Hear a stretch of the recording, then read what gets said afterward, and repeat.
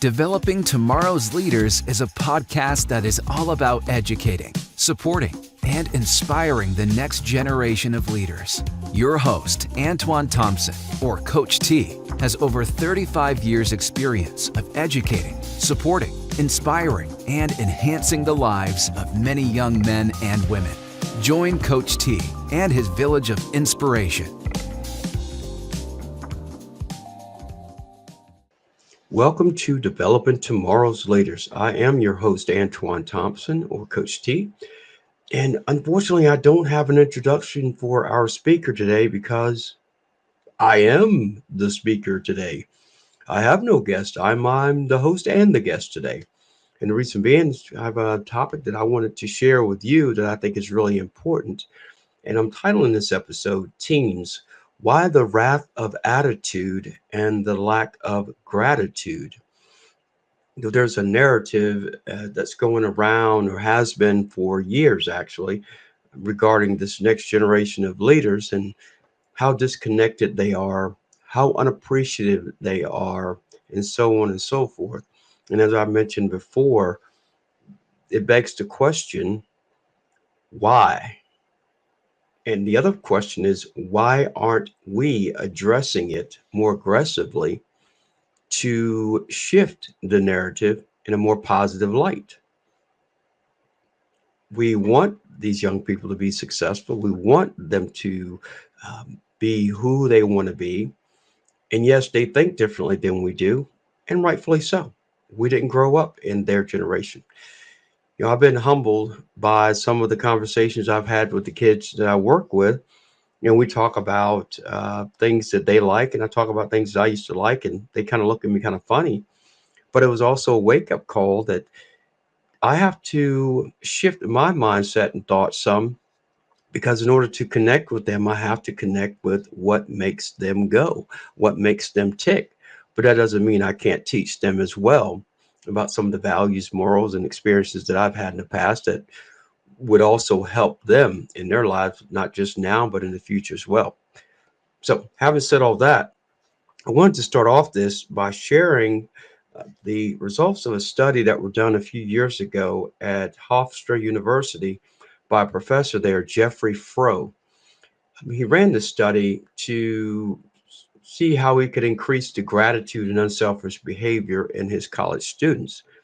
And what he had them do was to list items and events that they appreciated in their lives. And prior to that, many of them hadn't really given it much thought or realized what they did appreciate. Well, the results of these were very positive. Said that most students reported an increase in happiness and overall gratefulness. So, okay, great. Well, he decided to repeat the study with a group of middle school and high school students. And surprisingly, he was disappointed to find out that the results were less than satisfactory.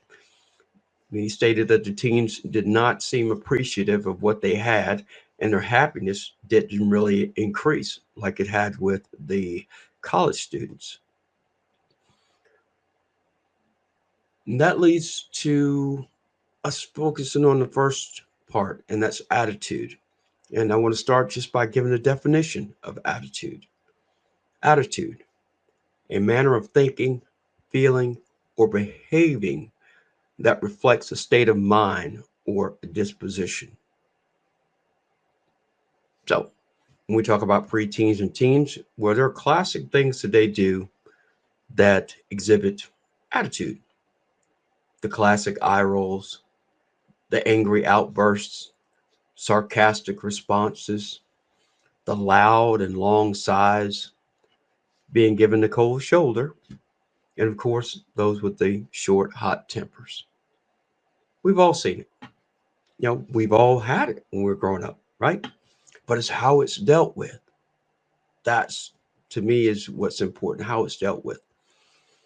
Some of the reasons, obviously, there are always reasons for some of the behavior. Number one, we know it's developmental because we know young people their brains are still developing. So they're going through that part of their lives. So, right, they're trying to find out their identity, who they are. They're displaying some independence. They don't want to be controlled so much. So and just like with toddlers, They're always testing their boundaries. Well, with preteens and teens, it's no different. They're always going to test those boundaries until um, they can't go any further, right? For me as a coach and a mentor in all my years, I've witnessed it with kids and their parents. And many times I've had to bite my tongue because, like, whoa, I would never get away with that kind of behavior, regardless of where I was in my developmental stage. There's certain things I just knew what could be done and what couldn't be done. There is a lot of leeway being given to preteens and teens as they grow.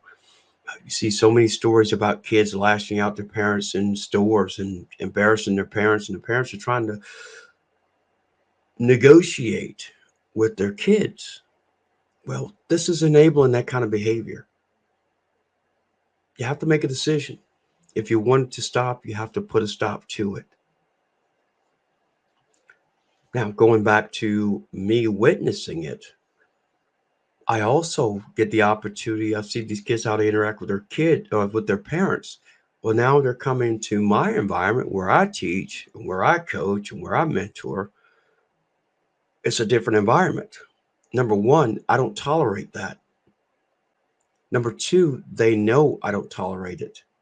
And number three, if it happens, I use that as a teaching point. I've had kids that come in and I know that they disrespect their parents, and I ask questions. And the most poignant question I ask is, if you will show me the same amount of respect and don't give me attitude, but you, in the flip of a switch, you'll do the exact opposite to your parents in front of me. What does that say about your level of respect for your parents versus your level of respect for me? Now, the second part of that, reason I bring that up, this is a wake up call to parents. What are you allowing to happen? What are you willing to put a stop to?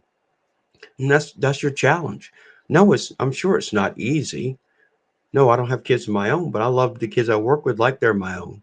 And I treat them as though they're my own. I'm very honest with them. And that's the one thing they know about me. I will tell them what they need to know and not what they want to know. So I wanted to end this particular part of the conversation with an experience that I had with a young man several years ago, about 4 years ago.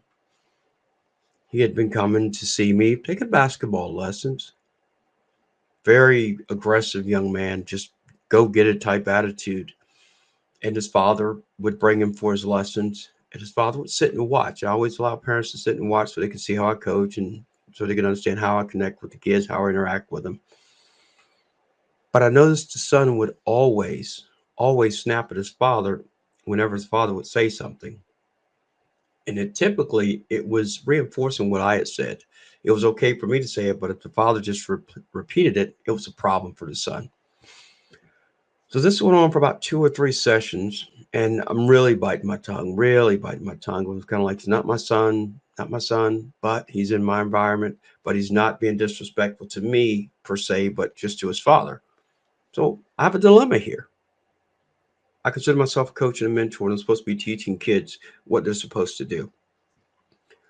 Well, the following week, he comes for a lesson, and his father came, and his father got a phone call, had to step outside the gym. And then when he did, I took that opportunity. I jumped at the opportunity. And I asked him point blank, I said, let me ask you a question. If something happened to your father tomorrow and he wasn't here, would you feel bad about the way you talk to him? And the young man kind of looked at me like, what are you talking about? It's like, well, answer the question, would you? Would you feel bad about the way you talk to him? And he took a deep breath and he goes, yeah. I said, yeah. Well, guess what? You have an advantage that I don't. Number one, my father's not here. I would give anything to have another minute with my father, another second with my father. Your father's sacrificing to bring you here every week. If I'm not mistaken, he's driving almost an hour one way to bring you here. And the lack of appreciation that you show is unacceptable. So this is how it's going to work moving forward. You will not talk to your father in my presence anyway, like that again. And number two, when you leave here today, you're going to apologize to him for how you've spoken to him today. I don't care about the past, but moving forward today. Well, father comes in to finish the lesson. No incidences or anything like that. The next week, the father comes in by himself. And I'm like, okay, where's your son? And he says, before he comes in, I wanted to talk to you for a minute. I'm like, I may have overstepped my bounds here, snapping at his son about how to talk to his father. The father wanted to thank me because he said, I'm not sure what you said, but his son apologized to him for how he'd spoken to him. And he was appreciative of him bringing him every week and paying for him to have lessons and so forth. And I was like, oh, my pleasure. I mean, to me, it was no big deal because after I talked to him, it was done. I was not even going to bring it up anymore because I had said my piece. He knew where I stood. And I was one of those, I'm a coach where once I say it, I'm done with it. You either take the advice or you don't. So that was an example of how you can address situations like that. Boundaries. Let them know enough's enough. Enough is enough. And that was a great experience. And the young man continued to come and no issues or anything like that. And he worked on his anger. He had some anger issues. And so that was just one of those experiences where I think it can be done. And it's an example of how it could be done. Now I'd like to shift to gratitude. And we'll start off again with the definition of gratitude. The state or quality of being grateful or thankful. A warm and friendly feeling in response to a favor or favors received. Thankfulness. Lack of gratitude in teens also stems from their need to be individuals. They don't feel as though they always have to say thank you because I'm me, I'm doing me, I want to be on my own. Part of growing up. Respect it, but at the same time, show interest. When it happens too often, you have to step in. Hey, show a little gratitude, not over the top, but be thankful for something. Remember, you're providing food, shelter, transportation, education, opportunities for education, everything. There has to be some sense of gratitude for that. The most basic things in life should be appreciated and be grateful for. And that's something that kids can be taught early on. I'll share a story about gratitude. I've worked with a lot of kids over the years. And when I first started coaching, 1985 to today, I have more kids that I coached almost 30 years ago that show more gratitude than the kids I see week to week. Now, there are a handful that will not miss an opportunity after a session, after a group session, individual session. They'll be leaving, they'll turn and come back and say, thank you, coach. I appreciate it, coach. I'm like, I love that. You know what that means? That's being taught at home. That's being taught at home. And I love that. But now I've worked with kids for, weeks, weeks, weeks, years in a row, 2, 3. And at the conclusion of our time, not one thank you. And not just from the kids, from the parents. Not even a thank you for the parents. They just poof, disappear. Now, initially, yes, I take it personally. I invested a lot of time to teach. And apparently I didn't teach anything. I didn't teach the gratitude like I thought. But it also begs the question, what more can I do to get the message across? Maybe shift some of my focus with the parents. Say, hey, listen, this is what your kids are missing. Just want to let you know. I can tell you teams that I coach, there's a high level of gratitude at every practice, every drill that's done. Guys are acknowledging, being grateful for the opportunity. It's what I teach. And it's something that the kids carry on. Now, this last story I share with you is one of the few but exceptional stories about gratitude. And this just happened 2 years ago. And I'm still in contact with the young lady. And when I tell you a story, you'll understand why it's so important and how great gratitude can be. Worked with this young lady for about 2 years, 2.5 years. about every week, every other week. Watched her improve. We had the best relationship. We laughed, we joked. I have some outtakes, some of her workouts that I posted on social media. We had so much fun. I couldn't resist, and she loved it. Built a great relationship. We came to a point where she lost the love for the game. And love of the game because of the dynamics and the chemistry on her high school team where she was going to be playing. She goes, I've just lost the love for it. They've taken the fun out of it. I said, well, if it's not fun, why are you doing it? She goes, I know. I'll think about it. And, a couple weeks later, I get this long text. I don't think I've ever gotten a text this long. I was like, wow, I thought it was a book. But the text started, Coach T, just wanted to let you know that I've decided not to continue playing basketball. I wasn't surprised. I knew her heart wasn't in it, but she let me know that. But it's what came after that touched me to my core, my heart. She went on to explain how grateful and appreciative she was of the time that I had taken to not only teach her the game, but to teach her how to become a better person. A better person. And I'm like, wow, this is what makes it worth it. So after I read this and I reply back to her, said, thank you so much for letting me know. And I truly appreciate the kind words. I'm just thankful that I was able to help you in any way that I could. Next sports season that came up was golf in the spring.